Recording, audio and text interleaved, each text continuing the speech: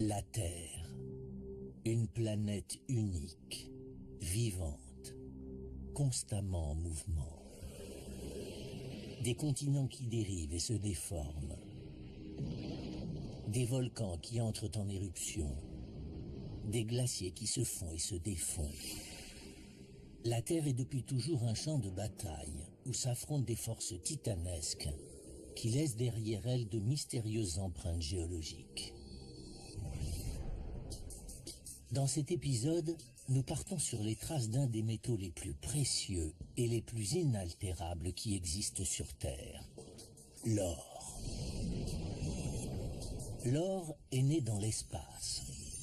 Suite à une immense explosion, de minuscules particules de ce métal ont été projetées dans l'espace et se sont incrustées dans les roches de notre planète.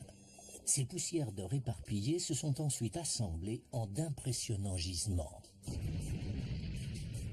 Mais ce processus reste encore inexpliqué. Pour en savoir plus, des géologues partent tamiser le sable de cours d'eau à la recherche de trésors qui se trouveront aussi bien sur Terre que sous terre. Ils s'émerveilleront devant des phénomènes naturels extraordinaires et découvriront enfin de nouveaux indices qui révéleront l'origine de notre Terre.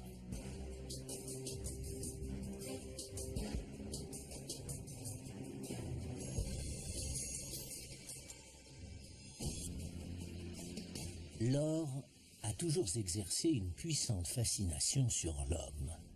Presque toutes les civilisations du monde l'ont érigé au rang de métal précieux et lui ont conféré une aura particulière. Depuis que l'homme existe, l'or a toujours été prisé. Ce métal est unique et d'une grande beauté. En prenant seulement 30 grammes d'or et en l'étirant, on peut obtenir un fil long de 56 km. Le secret de la longévité de la valeur de l'or réside dans son inertie. Il ne peut s'allier qu'avec lui-même. L'or ne s'use pas, il se recycle. Votre bague en or contient peut-être le même or que portaient les pharaons il y a des milliers d'années. Ce sont toutes ces propriétés qui font que l'or a été choyé par les hommes tout au long de l'histoire. L'extraction de l'or a commencé il y a des milliers d'années, mais la production mondiale totale n'est que de 160 000 tonnes. Ce qui suffirait quand même à remplir une maison de 100 mètres carrés. Les physiciens ont découvert que la création de ce métal avait eu lieu dans le cosmos, bien avant la naissance de la planète Terre, il y a plus de 5 milliards d'années. De l'or, ainsi que d'autres métaux lourds, se formèrent au cours d'une supernova, c'est-à-dire au cours de la disparition d'une étoile géante. Les ondes de choc de l'explosion de cette étoile projetèrent d'infimes particules d'or dans tout l'univers, à plus de 110 millions de km/h. Ces particules se dispersent aux quatre coins du système solaire primitif. Le nuage de gravats finit par former une masse rocheuse. L'or se retrouva alors emprisonné dans ce qui allait devenir la planète Terre. De nos jours, l'or présent sur Terre se présente sous forme de particules inactives, isolées et dispersées, contenues dans des roches. C'est assez ironique, mais nous sommes entourés d'or. Il y en a dans le sol de notre jardin, dans les rochers du lit de cette rivière, mais en quantité infime, ce qui complique les choses. Ici même, il pourrait y avoir un volume d'or pour 1 million de volumes de roches, ce qui reviendrait à chercher un grain de sable dans une piscine olympique. Cependant, il y a quelques endroits dans le monde où l'on peut trouver des concentrations d'or exceptionnellement élevées. C'est le cas en Australie du Sud. en Chine, en Afrique du Sud, au Pérou et dans l'ouest des États-Unis. Certains géologues tâchent de comprendre la formation de ces gisements afin de pouvoir mieux les localiser et d'en faciliter l'extraction. Les premiers à s'être lancés dans la recherche d'or n'étaient ni géologues ni scientifiques, mais de simples prospecteurs d'or qui étudiaient les rochers. Leur histoire débuta il y a un peu plus de 150 ans, par hasard. En 1848, dans la petite ville californienne de Coloma, le long de l'American River, James Marshall était en train de creuser un canal d'écoulement d'eau vers sa scierie quand il fit une découverte des plus extraordinaires. Le jour, il creusait le canal et la nuit, il faisait passer de l'eau pour déblayer la terre et les cailloux. Et un jour, au fond du canal, il a découvert 2 petites pépites d'or. La rumeur d'une rivière d'or en Californie se répandit comme une traînée de poudre. L'année suivante, plus de 90 000 personnes venues des 4 coins du monde s'y installèrent. Surnommés les 49ers ou les 40 Nevards, ces premiers orpailleurs étaient persuadés que leur fortune se trouvait au fond des rivières. Leur première difficulté fut de savoir où chercher pour espérer trouver de l'or. Ils se rendirent rapidement compte que les pépites d'or se trouvaient à certains endroits précis. Un des points communs qu'ils avaient remarqué, c'était le sable noir, comme ici. On va mettre un peu d'eau dans la bâtée. Les 49ers apprirent vite que s'ils trouvaient du sable noir et épais dans leur bâtée, ils étaient sur la bonne piste. Le principe de la bâtée n'est pas très compliqué. Il s'agit de séparer les matériaux légers des matériaux lourds. Le courant étant assez faible, les particules les plus lourdes restent au fond de la bâtée. Et on répète l'opération, on enlève les matériaux légers, on se concentre sur les matériaux lourds du fond, jusqu'à ce qu'il n'y ait plus que du sable noir et même peut-être un peu d'or. Une petite pépite.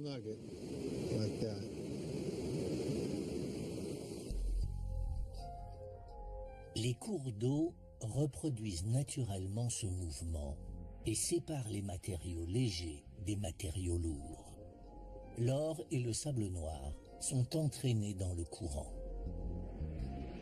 Mais quand ils rencontrent l'eau stagnante qui borde l'intérieur d'un coude, ils sont éjectés hors du courant.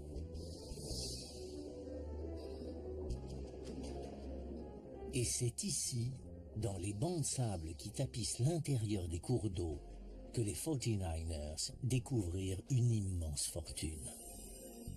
Au total, les chercheurs d'or découvrirent plus de 620 tonnes d'or dans les cours d'eau de Californie. Mais quand ils commencèrent à s'intéresser aux vallées qui surplombaient les rivières, les 49ers mirent la main sur une quantité d'or encore plus importante. Ils se demandaient d'où pouvait venir cet or qu'ils trouvaient au-dessus du niveau de l'eau. Et en cherchant, ils ont remarqué que ces rochers étaient arrondis et doux. On retrouve exactement le même type de rochers arrondis dans le lit des rivières voisines.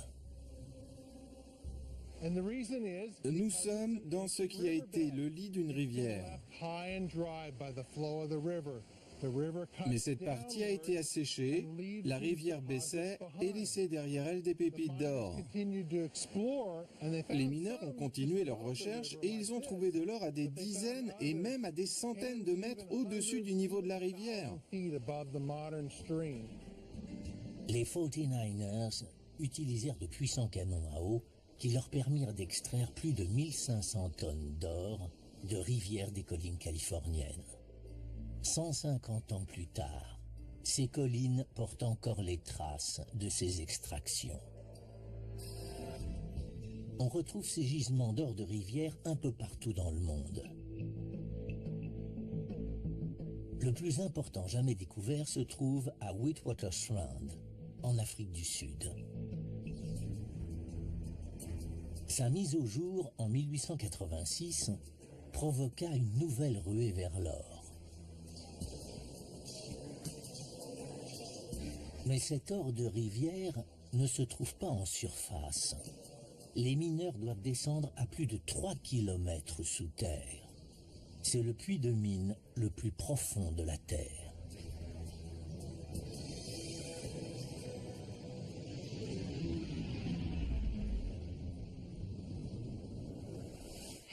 La moitié de l'or produit sur cette planète provient de ce gisement. Les géologues pensent que cet impressionnant gisement s'est formé dans un réseau de rivières aujourd'hui disparues, plus précisément dans le sable de ces rivières. Pendant des millions d'années, des milliers de rivières charriant de l'or se sont déversées dans un immense lac, créant ainsi un gigantesque gisement d'or. Ce lac aujourd'hui disparu se trouve à présent à des kilomètres sous terre. À ce jour, Witwatersrand a produit 43 500 tonnes d'or, ce qui équivaut à quelques 1500 milliards de dollars. Et les géologues ont de bonnes raisons de penser qu'il en reste encore autant à découvrir. Les 49ers, qui cherchaient de l'or de rivière en Californie, ont découvert du sable noir et épais qui indique que de l'or s'est déposé sur les berges des cours d'eau, et de l'or enfoui sous des rochers arrondis au-dessus du niveau des cours d'eau, ce qui prouve que ces gisements d'or sont vieux de plusieurs millions d'années. Les 49ers se doutaient bien que l'or charrié par les cours d'eau provenait d'un filon mer, d'un Mother Lode, caché dans ces montagnes. Et la recherche de ce Mother Lode emmena les géologues dans les entrailles de la Terre où ils se retrouvèrent face à face avec une des puissances les plus destructrices de notre planète.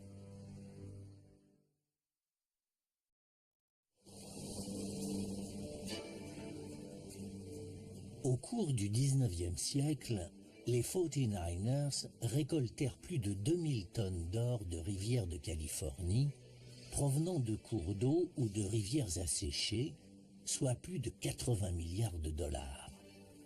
Mais cet or facile, se faisant de plus en plus rare, les chercheurs d'or se mirent en quête de la source de cet or, du filon mer, et ils commencèrent à prospecter dans les montagnes.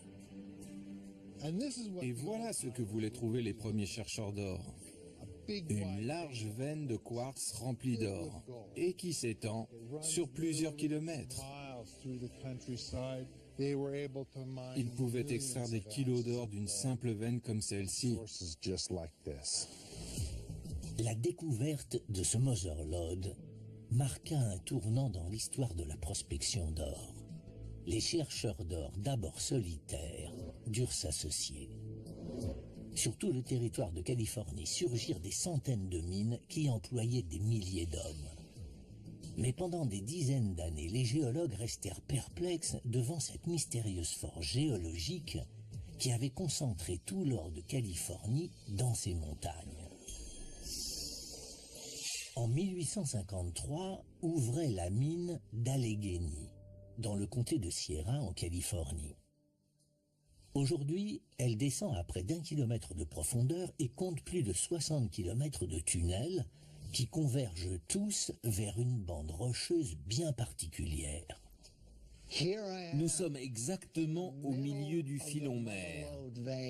C'est une veine de 12 mètres d'épaisseur qui plonge sur 800 mètres dans la terre.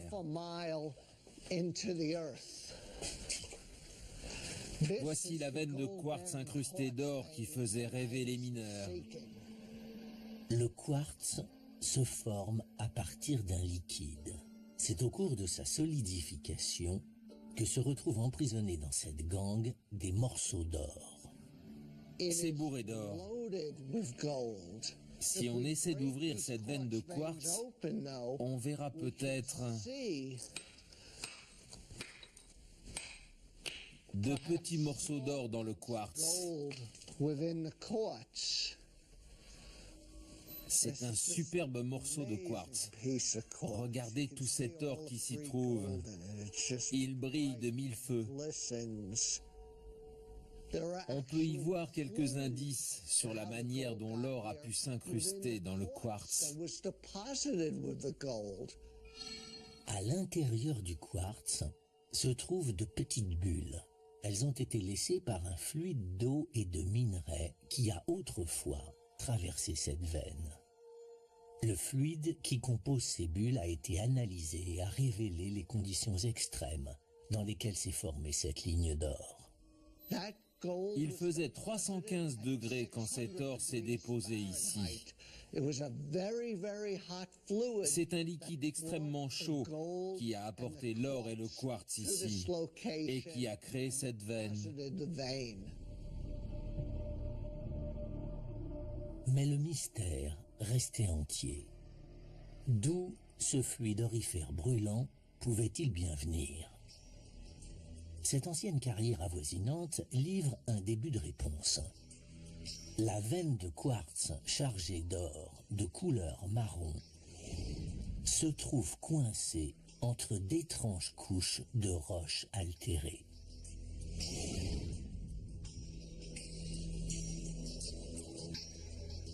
Quand les mineurs tombaient sur ce type de roche, ils étaient contents parce qu'ils savaient qu'ils se rapprochaient du filon mère. Ils voyaient que ces roches n'avaient pas la même couleur.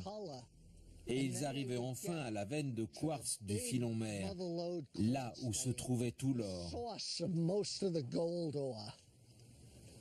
Cette veine de quartz est prise en sandwich entre des roches abîmées. Quand on regarde de plus près ces roches, on se rend compte qu'elles sont déformées. Elles sont désorganisées, elles sont brisées, elles sont pliées. Ces veines s'étendent sur des centaines de kilomètres sur un axe nord-sud. On retrouve le même type d'alignement de quartz aurifère et de roches brisées sur toute la longueur de la Californie. Et curieusement, ces formations sont toutes parallèles à la côte. L'immense force qui avait déformé ces couches rocheuses était sans doute aussi à l'origine de la création du fluide brûlant dans lequel était concentré l'or. Mais quelle était cette force? C'est dans les années 50 que ce mystère fut enfin résolu grâce à la théorie révolutionnaire des plaques tectoniques, qui apportait une nouvelle explication sur la formation de la Californie et de ses montagnes. Les géologues découvrirent qu'une partie de la croûte terrestre qui se trouvait sous l'océan Pacifique avait dérivé vers l'est, entraînant avec elle d'immenses plaques de plancher océanique qui s'étaient soulevées et écrasées contre le continent. Ce caillou représente l'Amérique du Nord. Au cours de ces dernières 300 millions d'années, la croûte océanique s'est déplacée. Elle a poussé les plaques de plancher océanique et les couches sédimentaires contre le continent américain.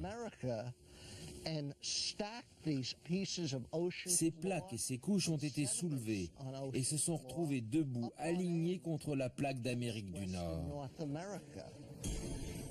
La Californie s'est élevée des eaux. Ces masses rocheuses brisées, malmenées, s'érigèrent en montagnes, séparées par des failles qui plongeaient profondément dans la croûte terrestre, créant ainsi un paysage de plaques géantes alignées à la côte. C'est cet immense soulèvement de montagnes qui est à l'origine de ce fluide brûlant. Les masses rocheuses souterraines subirent alors une pression démesurée. Elles se mirent à chauffer et libérèrent un fluide d'une température de 315 degrés. Tout comme l'eau d'une rivière, ce fluide brûlant dragua toutes les particules d'or disséminées qu'il rencontrait sur son passage. Il rassembla ainsi ces poussières d'or en une matière riche en minerais. Ce fluide s'infiltra dans les failles géantes et remonta jusqu'à la surface. Au cours du refroidissement de ce fluide, les particules d'or coagulèrent et le quartz cristallisa, donnant naissance à une veine de quartz solide et chargée d'or. Au total, les chercheurs d'or trouvèrent en Californie plus de 1000 tonnes d'or de montagne, ce qui en fait une des régions les plus productrices d'or de son temps.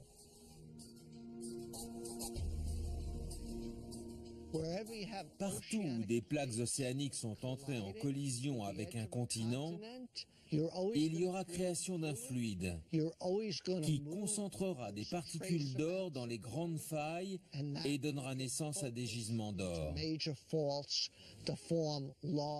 Cela fait partie du processus de création des montagnes. On remarque la présence de veines de quartz aurifères similaires dans toutes les montagnes qui bordent les côtes de la plaque pacifique, partout où le plancher océanique a été broyé sous l'effet de gigantesques forces terrestres. Les scientifiques qui se sont penchés sur la formation de l'or de montagne en Californie ont trouvé d'anciennes bulles de fluide qui prouvent que le quartz et l'or ont été acheminés par un liquide brûlant, des alignements de roches altérées qui expliquent la création d'un fluide riche en or au cours de la formation des montagnes. Mais dès les années 1880, c'est-à-dire seulement 30 ans après la première ruée vers l'or, il devenait déjà de plus en plus difficile de trouver de l'or de montagne en Californie. C'est à cette époque que les chercheurs d'or du Nevada s'intéressèrent à des gisements d'or totalement différents. Ces hommes étaient prêts à tout pour s'approprier ces gisements et même à tuer. Au cours du 19e siècle, les 49ers mirent la main sur un peu plus de 2000 tonnes d'or de rivière. Puis ils s'attaquèrent directement au filon mer et en retirèrent plus de 1000 tonnes d'or de montagne qui datait de la formation de la Californie.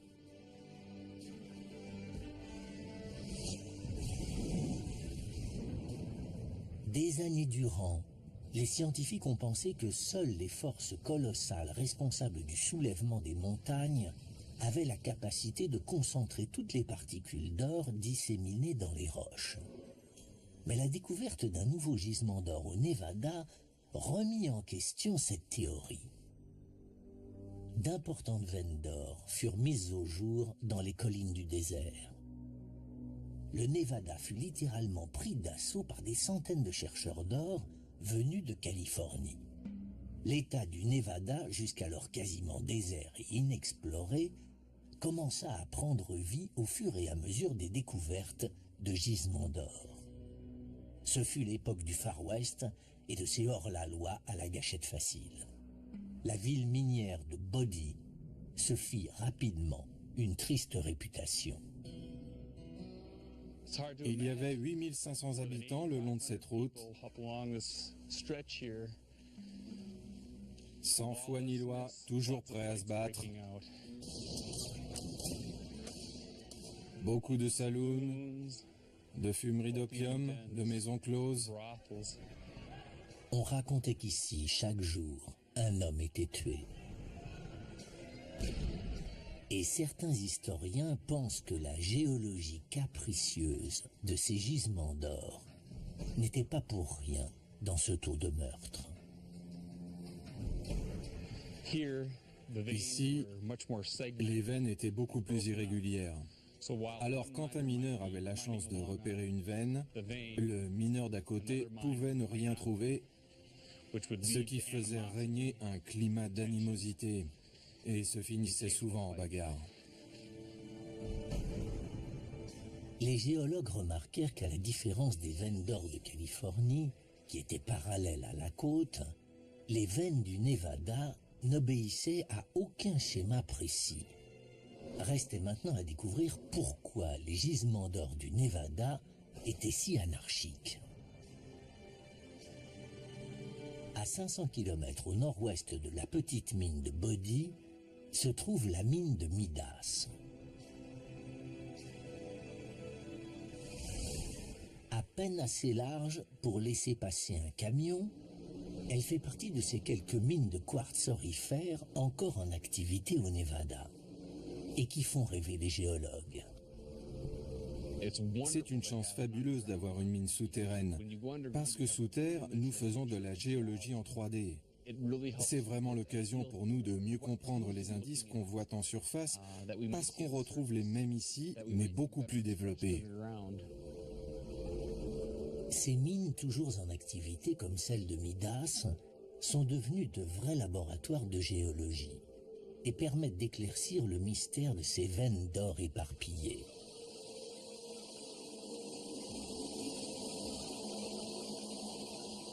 Tous les jours, les mineurs forent, puis font exploser des pans de tunnels qui révèlent de nouveaux réseaux de veines de quartz.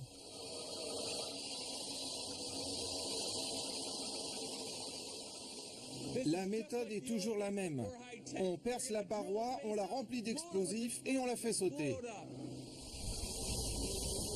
Quelques 12 kilos d'explosifs sont sur le point de mettre au jour la veine de quartz chargée d'or.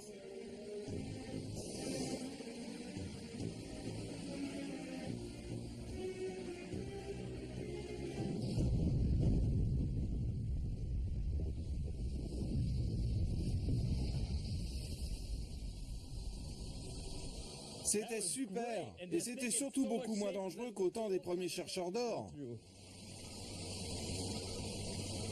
Il faut attendre que la poussière retombe avant de pouvoir voir le résultat.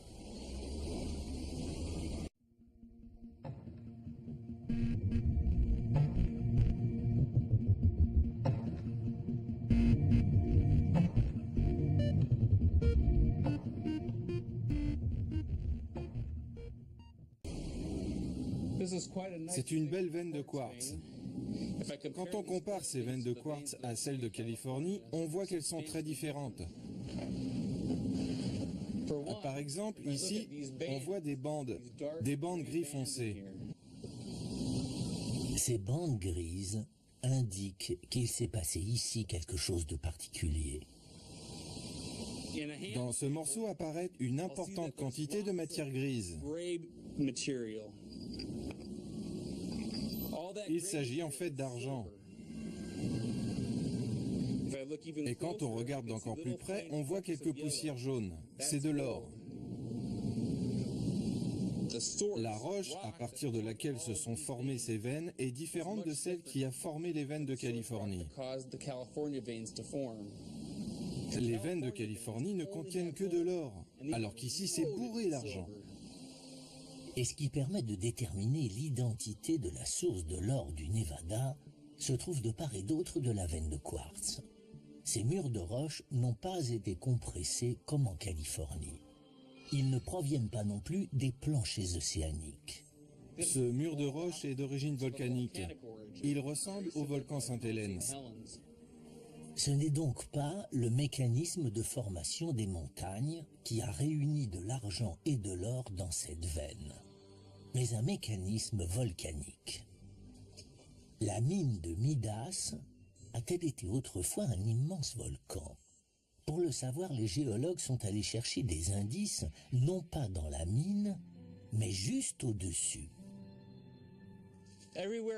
Au-dessus de la mine de Midas, il y a ces étranges affleurements. Ils sont aussi plats qu'une table. Et quand on regarde de plus près, on distingue plein de petites couches. Cet affleurement rocheux est un empilement de couches de moins de 3 mm d'épaisseur. Et ces milliers de couches, les unes sur les autres, font penser à un jeu de cartes. Il y en a des marrons, des jaunes, des blanches, des violettes. Comprendre ces affleurements nous aidera à comprendre pourquoi les gisements d'or de la mine de Midas sont si proches de la surface. Ces couches rocheuses si particulières n'ont pas été formées par un volcan, mais par un autre type de mécanisme volcanique que l'on peut observer encore aujourd'hui à Gerlach, au nord-ouest du Nevada. Au beau milieu du désert du Rocher Noir, pourtant si aride, se trouve une mystérieuse oasis qui se présente sous la forme d'une source chaude, multicolore, véritablement spectaculaire. Il en existe plus de 300 dans le Nevada. Cette curiosité géologique n'a commencé à se former qu'il y a 45 ans. L'activité volcanique souterraine réchauffe les nappes phréatiques. L'eau jaillit à la surface de la Terre et forme en retombant des couches de minerais. L'eau coule doucement du haut de ces terrasses et elle dépose des minerais en fines couches. C'est comme la tranche d'un jeu de cartes ou d'un livre. Ce rocher est fait d'accumulation de couches. On retrouve le même phénomène au-dessus de la mine de Midas, ce qui nous fait penser que Midas était autrefois une immense source chaude. Les géologues comprirent que c'étaient ces sources chaudes qui faisaient remonter les veines de quartz chargées d'or et d'argent à la surface du Nevada. Les particules d'or et d'argent étaient disséminées dans des roches en fusion au cœur de la Terre. Ces roches avaient libéré un fluide riche en or et en argent. L'eau de pluie pénétrait dans le sol et descendait jusqu'aux roches incandescentes. Au contact de ces roches, sa température montait à 500 degrés. Ces eaux brûlantes remontaient, entraînant avec elles le liquide chargé d'or et d'argent. En approchant de la surface, elles se mettaient à bouillir et laissaient derrière elles des bandes d'argent et des paillettes d'or dans le puits de la source chaude.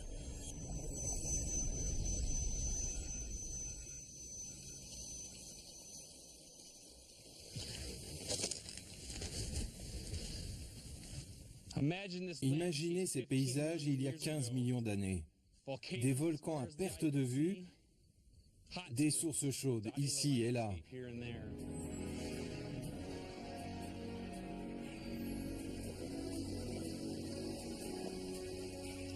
De l'or est en pleine formation, en ce moment même, dans des sources chaudes partout sur la planète. Même dans l'eau du parc de Yellowstone se trouvent des traces d'or. Une des mines d'or les plus importantes et les plus fructueuses du monde se trouve à Yanacocha, au nord du Pérou. L'homme a commencé à exploiter son gisement d'or et d'argent dès la civilisation Inca, il y a 800 ans. Perchée sur les hauteurs des Andes volcaniques, elle s'étend sur 1400 km² et a rapporté plus de 5 milliards de dollars en or. Et ce gisement se trouve sous une source chaude. Les scientifiques qui enquêtent sur la formation de veines d'or et d'argent dans le Nevada ont trouvé des murs de roches volcaniques qui prouvent que le fluide chargé d'or s'est créé dans une roche en fusion, des affleurements rocheux multicolores qui indiquent que des sources chaudes ont autrefois créé des gisements d'or dans le Nevada. Les gisements d'or dus à des sources chaudes ont produit 1200 tonnes d'or et 15 000 tonnes d'argent. Mais dans les années 1920, les gisements d'or du Nevada perdirent toute rentabilité. Le désert se couvrit de véritables villes fantômes. Tout l'or de l'Amérique avait-il été exploité? Mais en 1961, on découvrit un nouveau type de gisement. On ne pouvait ni le voir ni le toucher, il était invisible. Et pourtant la ruée vers l'or qu'il créerait serait la plus importante de toute l'histoire des États-Unis.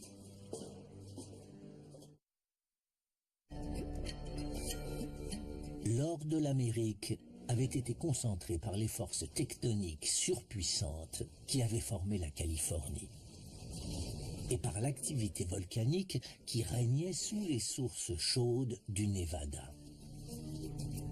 Mais quand ces filons se tarirent, les géologues se mirent frénétiquement à la recherche de nouveaux gisements d'or. C'est en 1961 que John Livermore, géologue et chercheur d'or, remarqua une étrange fissure de 80 km de long, la Carlin Trend, au milieu du Nevada. Il décida de l'étudier. Ce qui amena John Livermore à fouler ces collines était la théorie selon laquelle on peut trouver des gisements d'or à la surface d'une profonde faille dans la croûte terrestre. Alors il allait voir des affleurements comme celui-ci et il les étudiait. Ces rochers sont composés d'un étrange mélange de boue et de quartz, un minéral créé à partir d'un fluide brûlant, et qui indique en général qu'un gisement d'or pourrait se trouver à proximité. Il savait que du fluide brûlant avait dû remonter de cette fissure, mais il ne voyait aucune trace d'or, pas de veine de quartz, pas de paillettes d'or. Mais il se fia à son intuition et prit un morceau de roche qu'il étudia dans son laboratoire. Dans ce laboratoire, les roches sont brisées puis soumises à une température de presque 1000 degrés. La roche se liquéfie et se solidifie à nouveau, faisant apparaître les minerais. Au bout de cette chaîne, on trouve quelque chose d'extraordinaire. Ce simple caillou contenait en fait une graine d'or. La concentration d'or y est 5000 fois plus importante que n'importe où ailleurs. Ce n'est pas énorme, mais on trouve cela tous les jours ici. L'intuition de Livermore était la bonne. La Carlin Trend, de 80 km de long sur 8 km de large, est aujourd'hui une des plus grandes mines du monde. Cet immense puits artificiel est même visible depuis l'espace.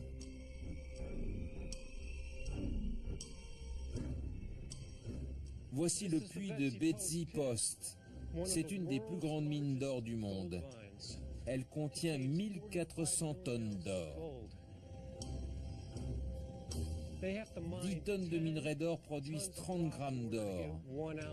Comme vous le voyez, ce puits est immense. Il fait 3 km de long, 1,6 km de large, 600 mètres de profondeur.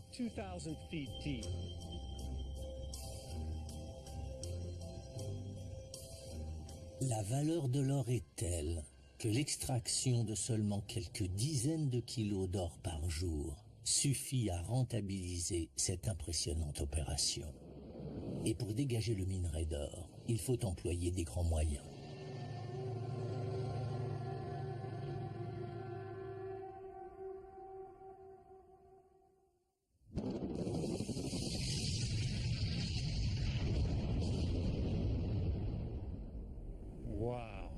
Voilà ce que donnent 180 tonnes d'explosifs.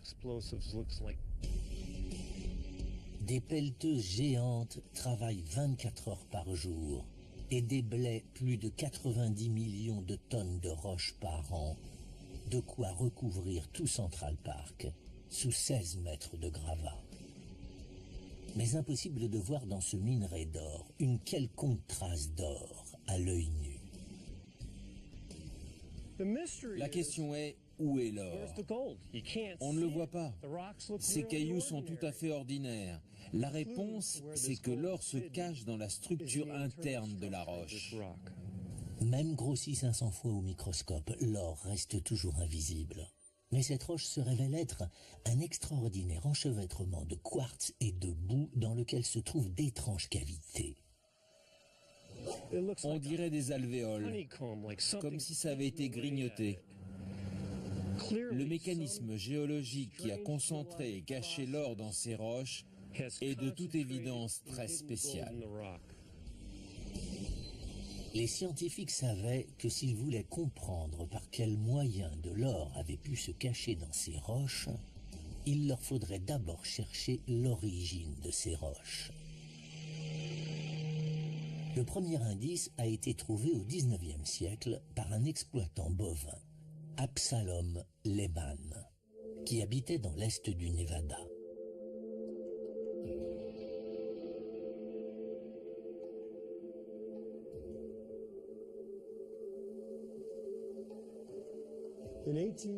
En 1885, Absalom Lehman découvrit un trou. Il prit une corde et une lampe et décida de l'explorer. Il découvrit ce superbe réseau de grottes qui est un des plus spectaculaires au monde.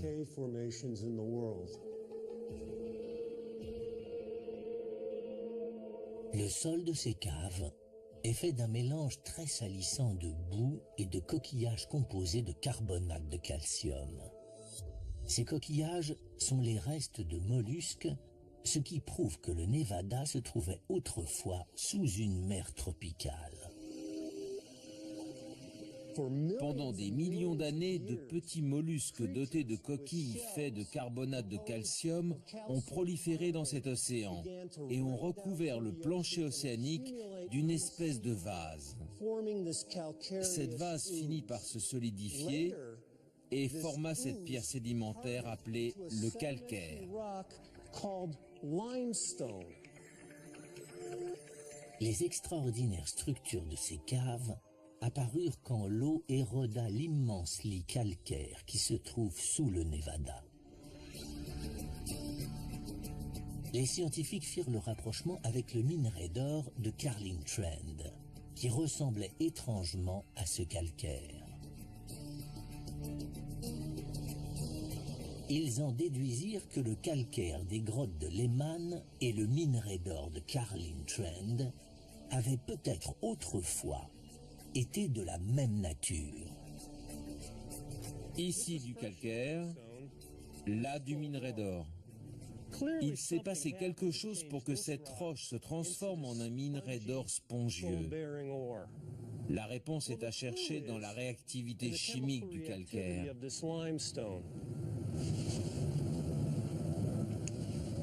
Si je mets de l'acide chlorhydrique dilué sur le calcaire, il entre en effervescence très rapidement. L'acide attaque le caillou.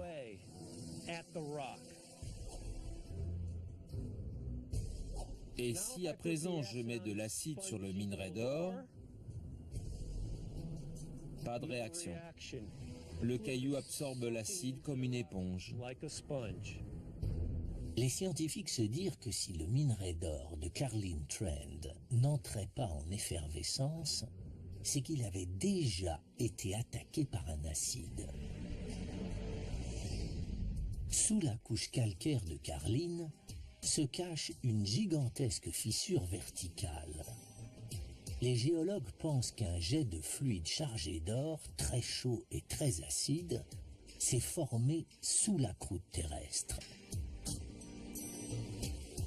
Il est remonté par la fissure et a été absorbé par la couche calcaire.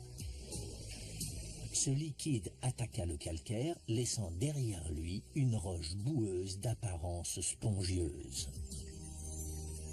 Et il laissa dans les cavités qu'il avait formées du quartz et d'infimes particules d'or.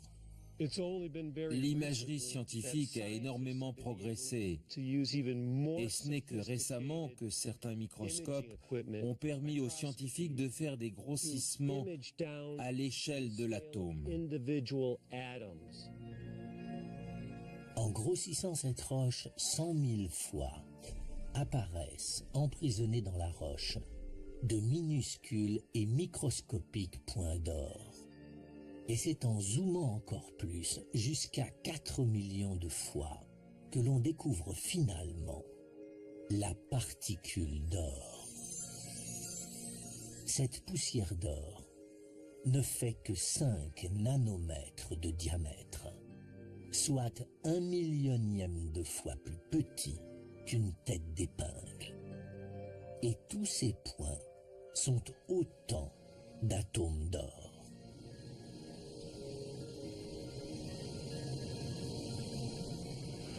Ces cailloux si simples en apparence ont produit 2000 tonnes d'or, et ce en exploitant une seule et unique fissure. Les États-Unis sont au 4e rang des pays les plus producteurs d'or au monde.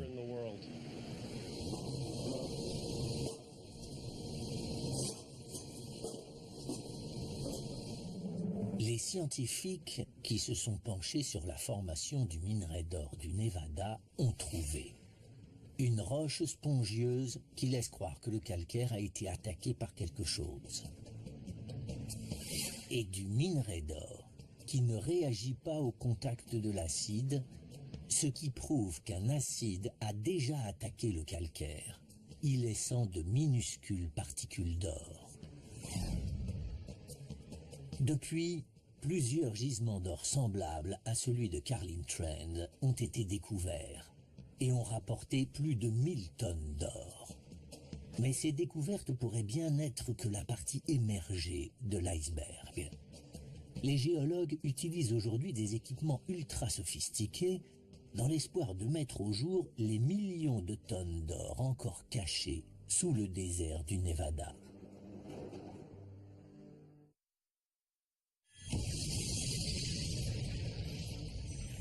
À ce jour, l'homme a extrait de la Terre quelques 160 000 tonnes d'or.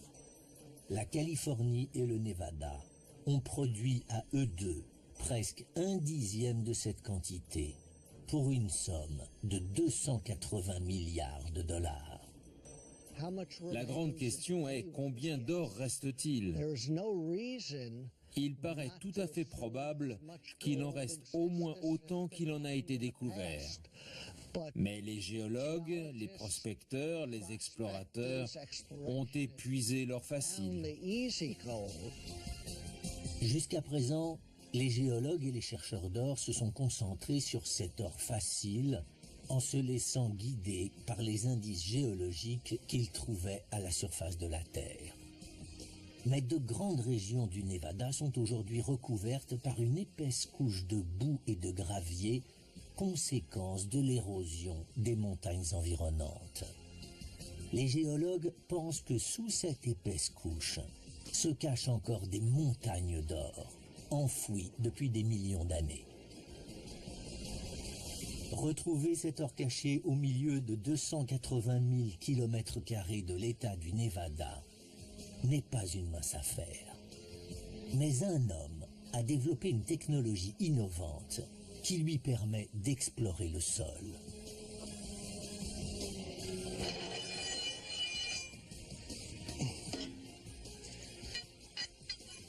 Il y a de l'or dans ces collines là-bas. J'ai de bonnes raisons de croire qu'il y en a ici aussi. Alors je vais aller voir ce qu'il y a sous le sable et le gravier. Et cette petite machine va m'aider à en avoir le cœur net. Cette foreuse, la géoprode, ne part pas à la recherche de roches, mais d'une nappe phréatique qui se trouve à 60 mètres de profondeur. C'est grâce à l'eau de cette nappe phréatique que l'on saura où se cache l'or du Nevada. S'il y a un gisement d'or quelque part dans cette couche de sable et de gravier, alors l'eau, en coulant dessus, en aura gardé la trace. L'eau des nappes phréatiques draine des particules de métaux associées à l'or. Ces traces guideront Wade Hodges vers le lieu où repose profondément enfoui sous terre le gisement d'or. Imaginez, c'est comme une barre de fer qui rouillerait dans un seau rempli d'eau. Des traces de métal vont se détacher de la barre et se retrouver disséminées dans l'eau. Et en analysant l'eau, On pourra définir qu'il y a eu dedans une barre de métal. Nous allons faire la même chose avec cette eau pour savoir si le gisement d'or est dans les parages ou pas. C'est comme si le gisement d'or avait une odeur. Si Wade Hodges repérait dans l'eau une quelconque trace de cette odeur, il pourrait la suivre jusqu'au gisement d'or. Une fois arrivé dans la nappe phréatique, Wade Hodges prélève un échantillon d'eau.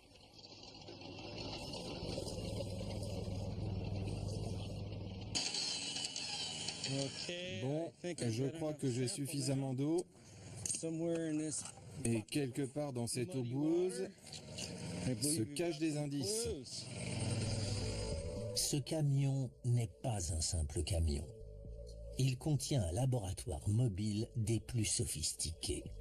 Wade Hodges analyse l'échantillon d'eau afin de repérer les traces de métaux. Et apparemment, nous ne sommes pas loin du butin. Les analyses révèlent beaucoup de traces de métaux. L'arsenic, l'antimoine, le mercure, le cuivre, le plomb, le zinc. Ce sont des métaux qu'on retrouve en général à proximité des gisements d'or. Et j'ai l'impression que nous sommes dans la bonne direction. Les premiers chercheurs d'or suivaient les traces d'or dans les montagnes. Wade Hodges, lui, suit les traces de concentration de métaux dans les nappes phréatiques. C'est comme une sorte de chasse au trésor. Parfois on chauffe, parfois on refroidit, et c'est devenu une science. Le filet se resserre autour du gisement d'or. C'est dans cette zone de 10 km² que l'odeur d'or se fait la plus forte. Mais cette zone est encore trop vaste pour pouvoir commencer le forage. Wade Hodges a besoin de plus de précision et pour cela, il va faire parler la terre. Cet instrument est un gravimètre.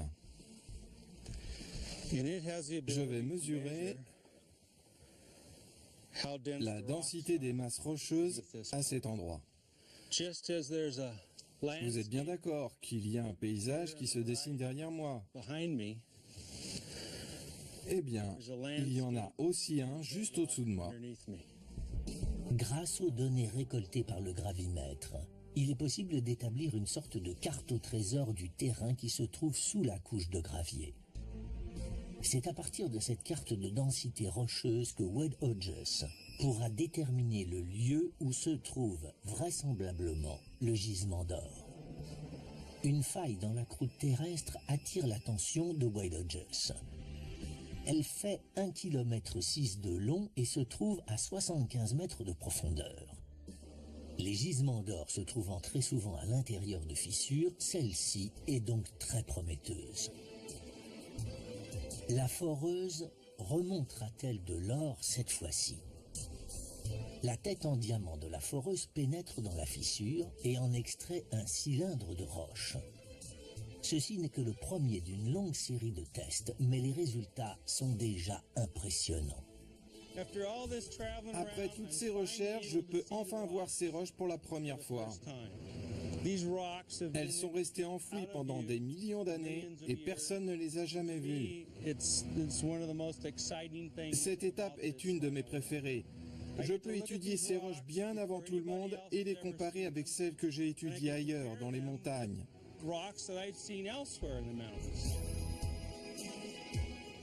Dans ces échantillons, on voit différentes sortes de roches, et notamment du quartz. C'est très bon signe.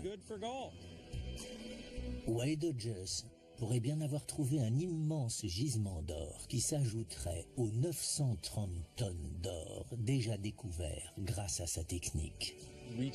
Creuser la terre et en retirer un échantillon qui contient de l'or, c'est la plus belle des récompenses. Et ça me rapproche des premiers chercheurs d'or, de l'ambiance du Far West. Et j'adore ça. C'est grâce à des géologues pionniers comme Wade Hodges que l'on continuera à trouver de l'or en Amérique. Les scientifiques et les prospecteurs qui ont cherché à comprendre la localisation des gisements d'or du monde entier ont découvert de l'or dans du sable noir et épais, ce qui montre que les cours d'eau piègent les pépites d'or sur leurs rives. Des alignements de couches rocheuses abîmées et brisées qui prouvent que le fluide chargé d'or provient de la compression des montagnes de Californie. Des affleurements rocheux multicolores qui attestent que les veines de quartz aurifères du Nevada ont été formées par des sources chaudes, et un minerai d'or spongieux qui raconte comment un acide a semé de minuscules particules d'or dans la roche. La Terre ne livre pas facilement son or. L'irrésistible attraction de l'homme pour l'or fut un des principaux moteurs qui permit à la géologie de se développer. Chercher à comprendre la formation de gisements d'or dans le monde n'est pas qu'une histoire de mines et de métal. C'est une enquête qui nous révèle les mystères des forces géologiques qui ont animé la Terre pendant des milliards d'années et la façonnent encore aujourd'hui. L'histoire de la Terre est loin d'être finie.